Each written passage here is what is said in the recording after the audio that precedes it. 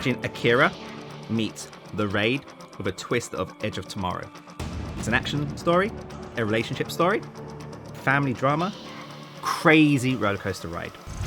When you move into the world of animation, it really is an opportunity to just go wild with your imagination. I mean, we couldn't have shot Max Beyond as a live action the way it is written today with the syncs and everything else.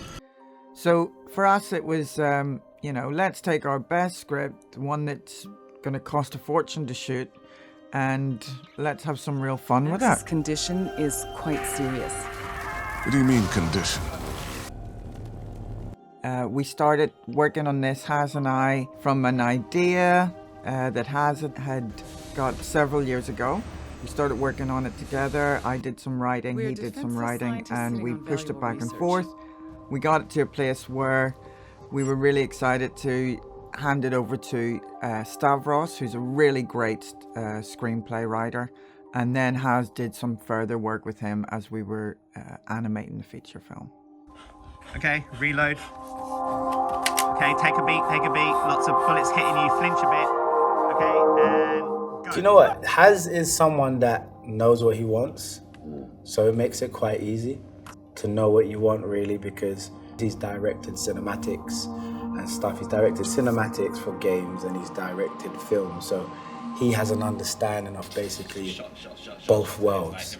And so he knows what he wants, and it's just now providing what he wants but adding your flavor to it. One of the things Haz did come out to me a lot because people spoken and he had done stuff, and so one of the things I realized is that I had the idea that if I had my own motion capture suit, that it would be a chance to work with him. I just had this idea of it, and it did. So when I did get the mocap suit, I need to come with something different or come with an additional thing that can uplift and take away work from other parts of the services.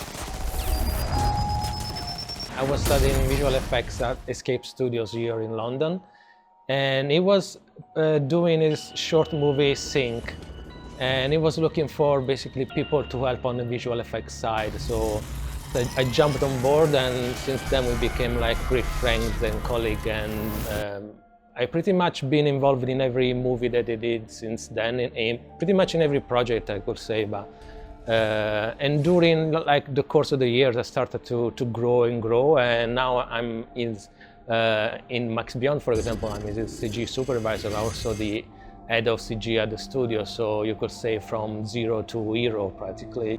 Leon, Max saw this coming. Because of our experience having worked together before, Haz just thought of me and asked me if I'd like to be a part of it.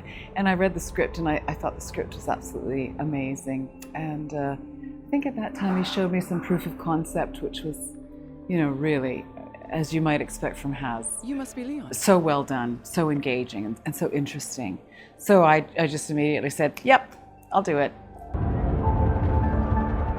Back in 2021, I was doing some work for the BBC. I helped art direct a short film, and that's the way I kind of met Haz, because he was brought on by someone I met in that project to kind of give us some ideas on how to improve the movie.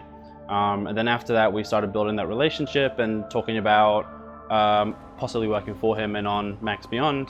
I started making some custom assets for Max Beyond, so kind of making little props and helping out with whatever they needed. And then a short time after, he was like, we really like what you do, let's just have you full time. So since then, yeah, I've been at Hazimation and kind of, doing my best to make everything look as cool as possible.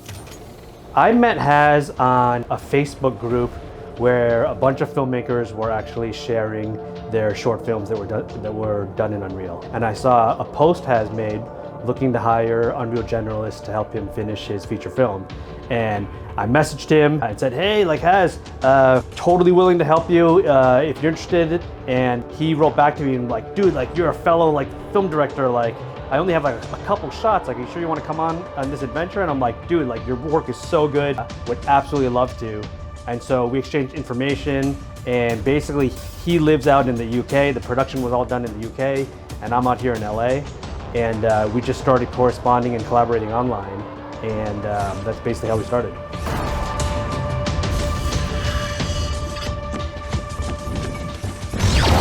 most important things is developing that sonic idea, that sonic soundscape that you want to create. So very important was the premise of the film, which is multiple universes, multiple timelines, multiple realities happening, and how can we create that feeling of moving through space-time to another dimension, to another reality. Certainly with the amount of action, the amount of sound design, and how, you know, sonically crazy this film is, it's a big color palette that you need to be able to produce something like Max Beyond. Max Beyond, available now on digital.